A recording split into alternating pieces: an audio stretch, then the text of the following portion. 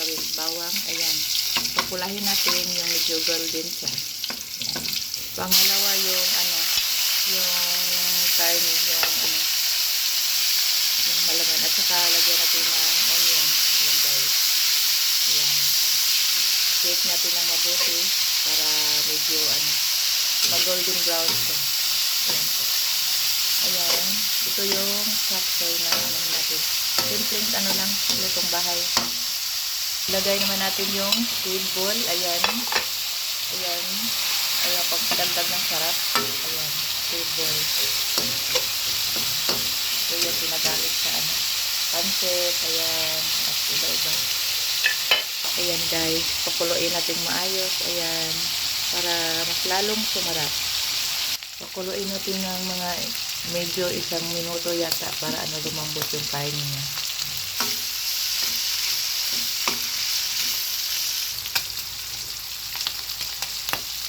Yan. Ilagay na natin yung gulay kasi golden brown na yung yan. Lagyan natin ng gulay, yung yung cauliflower, yung yun, iba. Pichay, carrot, lahat na nilagay na kasi para yan. Yan guys. Then, haluin ng mabuti. Ayan. Lagyan ng green pepper. Ayan. Para mas lalong sumarap. Ito yung chapsoy ng lutong bahay lang. Ito yung nabili namin sa palengke. Fresh, gulay.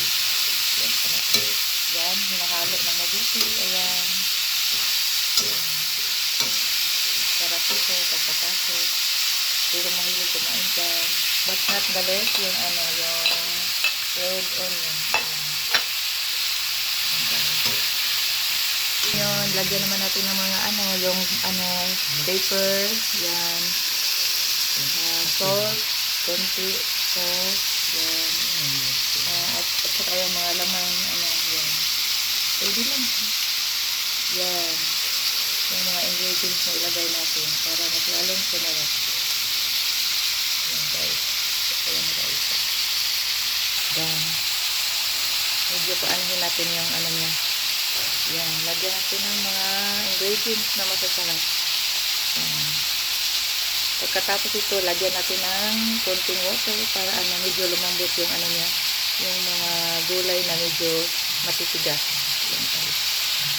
Yan, add 1 cup of water. Ayan guys, yung malinis na water. Ayan guys.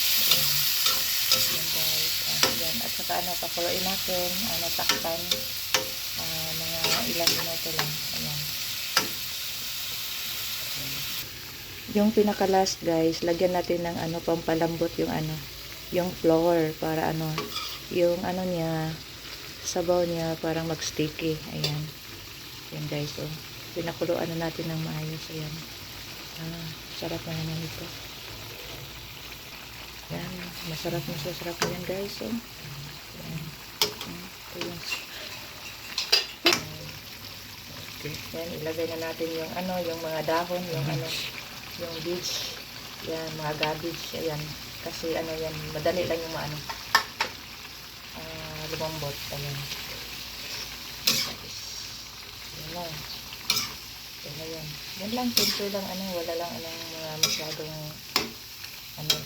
pang-paano yan. Ingredients. Simple lang. Yan ang pinaka-last, yung flour. Yan, ilagay natin. Kasi para pang-sticky. Ayan. Hindi na namin lagyan ng yung mga ibang, kasi medyo kulang sa budget. Yan guys. Yan. Yun lang. Ito na yung finished product ng chapsoy. Simple lang. Lutong bahay. Ayan. Yan. Medyo nag-sticky na siya guys. Yan guys. Yan. Tikman natin naman yan. Yan. Sarap na guys. Tikman natin. Ayan. Kulang ng konting salt. Ayan guys. Ayan. Yan guys, tapos na. Thank you for watching. Thank you for subscribe sa akong channel. Ayan, Danielita Vlog. Ayan. Lagyan natin ng dairy cream. Ayan. Ayan, pampasarap. Ayan. Last not but not the least. Ayan guys.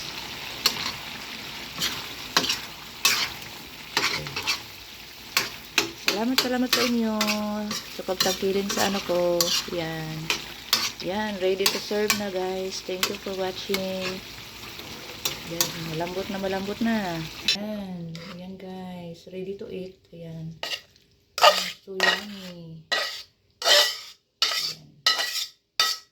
Yan guys, tapos na. Ito na yung niluluto namin. Chop suey. Thank you for watching. Bye.